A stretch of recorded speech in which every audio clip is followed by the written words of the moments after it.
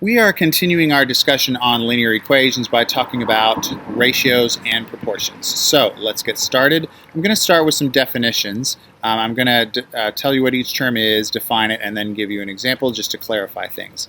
So a ratio, you've probably heard of a ratio before. It's a comparison of two or more numbers by division. So 3 to 4 to 5 is how I could say that first one. 7/8 or 7 to 8 is how I could say the second one. A proportion is when I take any two ratios and say that they are equal to each other. So now I've got an equation that has ratios in it. So 8 to 10 equals 12 to 15. In any proportion, there are four quantities, and the extremes are those two quantities that represent the highest and lowest numbers in that proportion. So in the example that I just gave, 8 and 15 would be those extremes. The means would be the two middle numbers, the two that aren't the highest and lowest in that proportion. So in our example, that's the 10 and the 12. Okay, so to show that two ratios are equal, I just finished talking about means and extremes. In order for two ratios to be equal, the product of the means would equal the product of the extremes. So let's look at the example here. I've got 9 over 15 equals 6 over 10. I need to show whether those two are equal or not.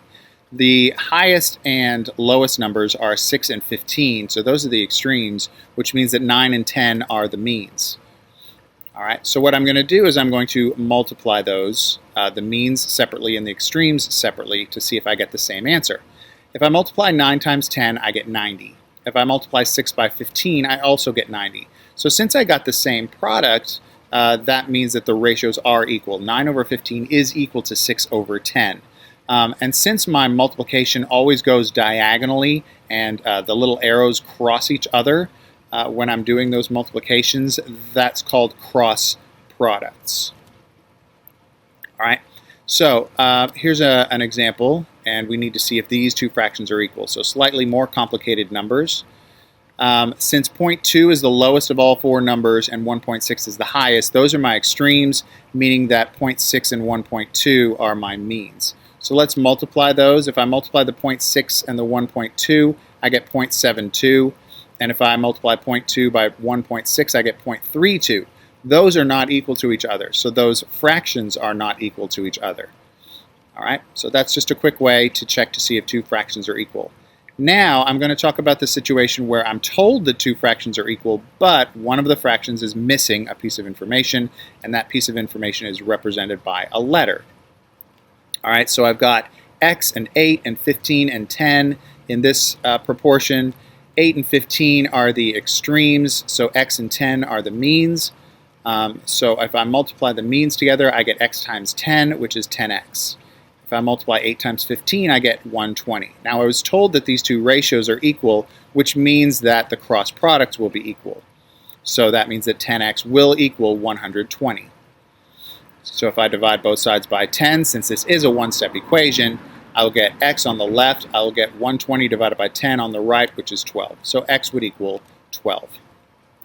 Here's a real-world example. I've got a car driving 90 miles in 75 minutes. How far is it going to go in 120 minutes? Well, I set it up so that I have to be absolutely certain that the units are consistent. So if I use miles on the top of the first fraction, I have to use miles on the top of the second fraction as well, which means that minutes will go on the bottom of both fractions. You have to be consistent, otherwise you will get bad answers. So it looks like 75 and x are my extremes, so 90 and 120 are my means. If I multiply the 90 and the 120, I get 10,800. And if I multiply the 75 times the x, I get 75x. So what I need to do is I need to solve the equation 10,800 equals 75 times x. Again, it's a one-step equation that requires me to divide by 75 on both sides. And if I do that, I get 144. What does that mean? That means that the car is going to drive 144 miles in 120 minutes. Okay. If you see any addition or subtraction in your proportion, what that means is you need to put parentheses around it so that you multiply properly. Okay, and you'll have to use the distributive property once we do our cross products. So if I have x plus 2 times 20, that is 20 times x plus 2 in parentheses. And 25 times 8 is 200. So I will get 20 times x plus 2 in parentheses equals 200. Distributive property on the left gives me 20x plus 40 equals 200. So now I solve it like a two-step equation. Subtract 40 from each side so that it is gone from the left, and the right-hand side is 40 less than what it was, so 20x equals 160. Now it's a one-step equation, and I just have to divide both sides by 20 so that the left-hand side is x and the right-hand side is 8. Okay, so my answer there would be x equals 8. All right, that is ratios and proportions. If you have any questions about this, let me know, and I will see you tomorrow.